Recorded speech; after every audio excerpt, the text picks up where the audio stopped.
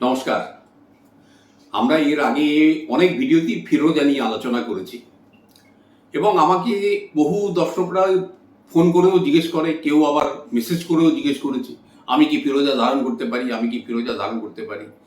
তো আমরা চিন্তা করলাম যে কোন সেকশনের মানুষরা এই ফিরোজাটা পড়তে পারে সেই নিয়ে একটা অনুষ্ঠান হওয়া জরুরি।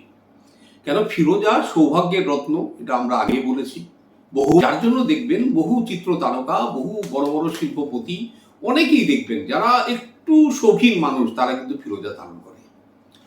এবারে কথা হচ্ছে কারা কারা ফিরোজা ধারণ করবেন। শিক্ষার জগতে যারা আছে, শিক্ষার্থী, যারা মনে করুন 18 বছর বয়স হয়ে গেছে, তারা অবশ্যই ফিরোজা করতে পারেন। আপনি টাইম বিং রাশির লগ্নটাকে একটু সাইড রাখুন। তারপরে যারা শিক্ষক, তারা ব্যবহার করতে পারেন। শিক্ষক শিক্ষিকা, হোটেল ম্যানেজমেন্টের সঙ্গে যুক্ত, হোটেলে কর্মরত, তারা পড়তে পারেন। যারা ফ্যাশন ডিজাইনিং এর সঙ্গে যুক্ত, তারা করতে পারেন। যারা বস্ত্র ব্যবসায়ী, তারা পড়তে পারেন। যারা কনসালটেন্সি করেন, তাদের জন্য ফিরোজা উপযোগী। তারপরে যারা মনে করেন অভিনেতা অভিনেত্রী বা গায়ক গায়িকা, তারা ফিরোজা ব্যবহার করতে পারেন।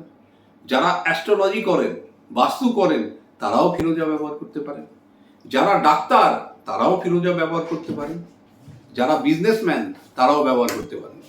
প্রত্যেকে ব্যবহার করতে পারেন। এবার কথা হলো কারা করতে পারেন না। দেখুন, যারা লেবার ক্লাসের লোক, যারা মানে কায়িক পরিশ্রম করে খান, মানে মূলত দেখবেন কর্মনির্ভর মানুষ এবং কায়িক পরিশ্রমে বিশ্বাসী, তারা কিন্তু ফিরোজা ব্যবহার করে ফল লাভ করবেন না, তাদের ব্যবহার করবেন না। তারা বাড়ির হাউস ওয়াইফরা, তারাও ফিরোজা ব্যবহার করতে পারেন। তারপরে মনে করুন যারা আধ্যাত্মিক মানুষ, তাদের ফিরোজা পরে খুব একটা লাভ নেই। এই হলো ফিরোজার ব্যবহার। এইভাবে আপনি ব্যবহার করতে পারেন। 15 রতি, তার নিচে নয়, যদি আপনার বয়স 18 বছর হয়ে যায়। ওপর দিকে আপনি 30-35 রতিও ব্যবহার করতে পারেন, তখন কিন্তু ব্রেসলেটে পড়তে হবে।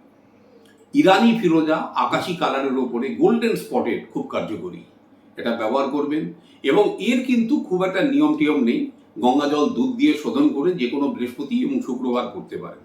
ফিরোজার মধ্যে মূলত 3টি ভাইটাল প্ল্যানেট কিন্তু ইনভলভ থাকে, তারা হচ্ছে বুধ, বৃহস্পতি এবং শুক্র। কিছুটা অনেকে বলে শনি, কিন্তু আমরা খুব একটা বুঝিনি, কারণ শনির খুব একটা প্রভাব ফিরোজার উপরে আছে বলে এখন পর্যন্ত বোঝা যায়নি, কিন্তু অনেকে ক্লেম করে। তা আপনি মূলত 3টে গ্রহকে করে চলবেন, মেনে চলবেন, বুধ, বৃহস্পতি এবং শুক্র। তার মধ্যে কিন্তু বৃহস্পতি শুক্রের প্রভাব অত্যন্ত বেশি। এই হলো ফিরোজা। নমস্কার, সবাই ভালো থাকবেন।